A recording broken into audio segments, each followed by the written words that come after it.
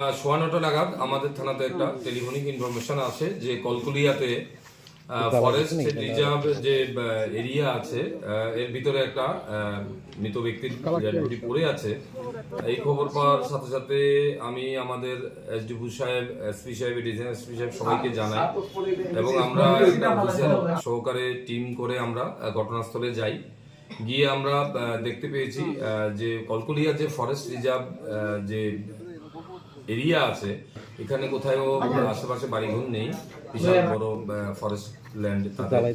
তো এখানে একটা ডেড বডি রাস্তার পাশেই একটা দুপায়ের রাস্তা আছে, পাশে বাঁশের ঝাড়ের নিচে পড়ে আছে। ওর ব্লিডিং ইনজুরি আছে, গলা কাটা আছে, এইটুকু দেখতে পেয়েছি। আশেপাশে প্রচুর লোক এসছে, ওইখানে পাশে ফরেস্ট ল্যান্ডের পাশে মারাকপাড়া, সবরপাড়া আছে, লোকজন এসছে। আমাদের রিশান এসপি এসডিপি সাহেব ঘটনাস্থলে গেছেন। যেহেতু এটা আমরা প্রাইমারি তদন্ত দেখতে পেয়েছি এটা একটা মার্ডার, তখন আমরা সাথে সাথে আমাদের অথরিটির সাথে কথা বলে আমরা ফরেন্সিক টিম এবং ডগ স্কোয়াড আমরা আনি ঘটনাস্থলে।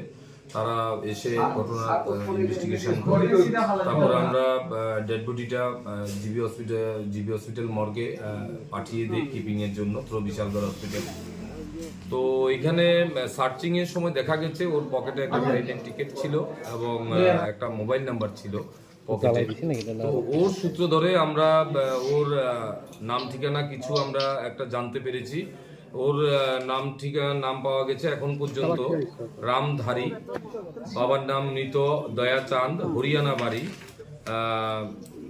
তো এই একটা অ্যাড্রেস আমরা মোবাইলের মাধ্যমে আমরা জানতে পেরেছি যে মোবাইল নাম্বারটা ছিল, তার সূত্র ধরেই আমরা একটু এগোতে পেরেছি। এখানে যেই নাম্বারটা ওর পকেটে ছিল ওটা এখানে আমাদের এখানে গীতারানী দেববর্মা একজন মহিলা আছে আমাদের ইয়েতে বিশ্রামগঞ্জ থানার আন্ডারে জগাইবাড়ি বলে একটা জায়গা আছে।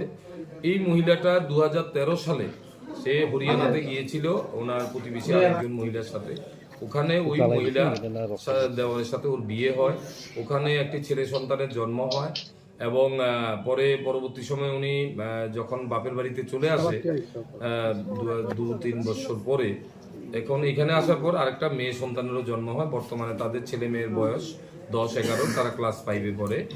ওই মহিলার সাথে কথা বলে আমরা জানতে পারি রামধানীর সাথে মহিলার ওখানে বিয়ে হয়েছিল এবং এই রামধানী গতকালকে যে ট্রেনের টিকিটটা পাওয়া গেছে সেটাতে দেখা গেছে সে 25 তারিখে হরিয়ানা থেকে